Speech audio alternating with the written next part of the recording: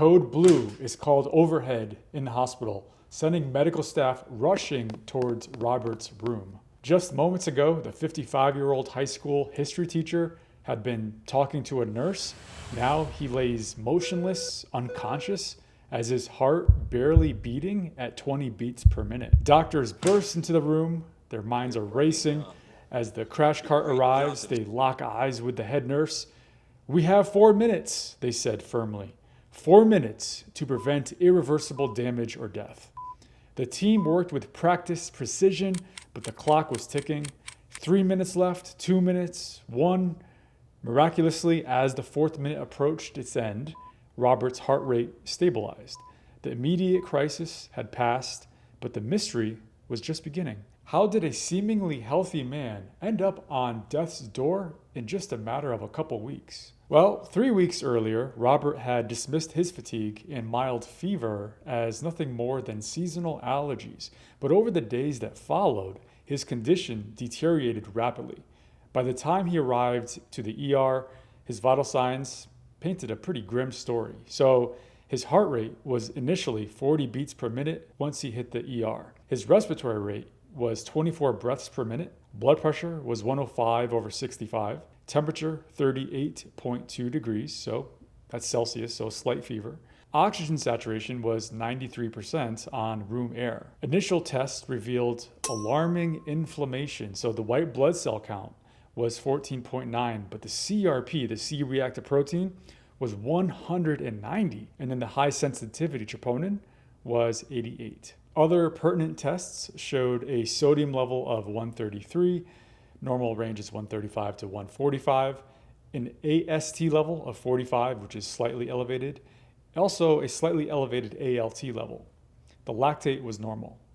An EKG showed complete heart block with a junctional escape rhythm, a finding that puzzled the medical team. He gets an ultrasound of the heart, an echocardiogram, which does not show any vegetations on the valves. What can cause such severe cardiac issues in a seemingly otherwise healthy middle-aged man? As Robert stabilized in the ICU, the medical team began their investigation. They ran through the usual suspects like viral infections, autoimmune disorders, even rare drug reactions. But none of those seemed to really fit. So, which of the following do you think is the most likely underlying cause of Robert's condition?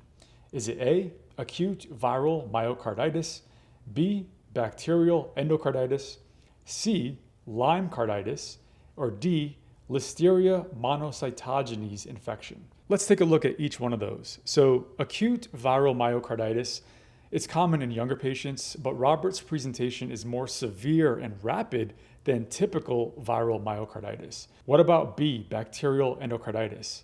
Possible, but Robert lacks the typical risk factors and there are no obvious vegetations on the echocardiogram. What about C, Lyme carditis? Can Lyme disease have caused this?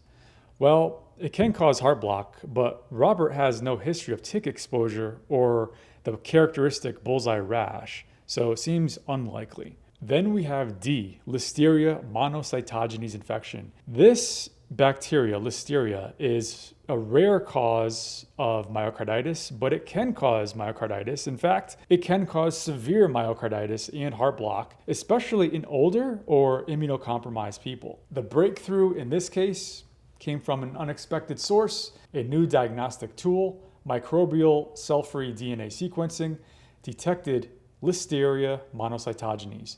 The culprit had been found, confirming option D as the correct answer. So this bacteria, it's a gram-positive bacteria that can cause a range of clinical manifestations from mild upset stomach with gastroenteritis to severe invasive disease. What makes this bacteria so sneaky is its ability to cross multiple barriers inside the body. For example, it can cross the intestinal barrier, the blood-brain barrier, and the placental barrier in pregnant women. Now, in most healthy adults, Listeria infection often results in self-limited gastroenteritis. However, in some cases, particularly in immunocompromised people or the elderly, pregnant women, all of these categories of people are more prone to invasive listeriosis or listeria infection. The severe form of this listeria infection can lead to the bacteria spreading in the bloodstream, known as septicemia. It can also cause meningitis, inflammation of the membranes that cover the brain. And in the case of Robert, it can cause inflammation of the heart muscle, myocarditis. The medical team was particularly intrigued by Listeria's unique intracellular life cycle. Once inside the host cell, Listeria can escape the phagosome, that's basically a white blood cell that eats up the invaders. But then once it escapes that phagosome, it replicates in the cytosol. That's the basic liquid component of inside the cell. And then it can spread directly from cell to cell, effectively evading the host's immune response.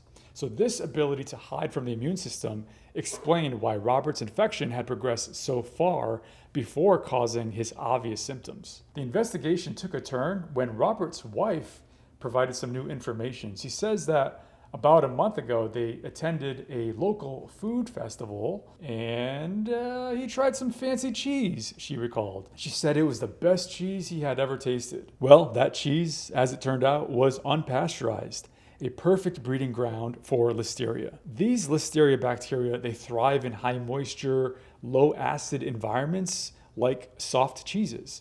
And without the pasteurization process to kill them, they can multiply to dangerous levels. But the connection between a foodborne pathogen and severe cardiac symptoms wasn't immediately obvious. It took a deep dive into recent medical literature to piece together the puzzle. In Robert's case, it had silently infected his heart, causing inflammation that disrupted his heart's electrical system. The complete heart block was the final, nearly fatal result of this insidious process. Listeria can also cause endocarditis, particularly in patients with prosthetic heart valves, and it can even form cardiac abscesses, a big pocket of pus in the heart. The bacteria's ability to form biofilms made it particularly challenging to eradicate from cardiac devices.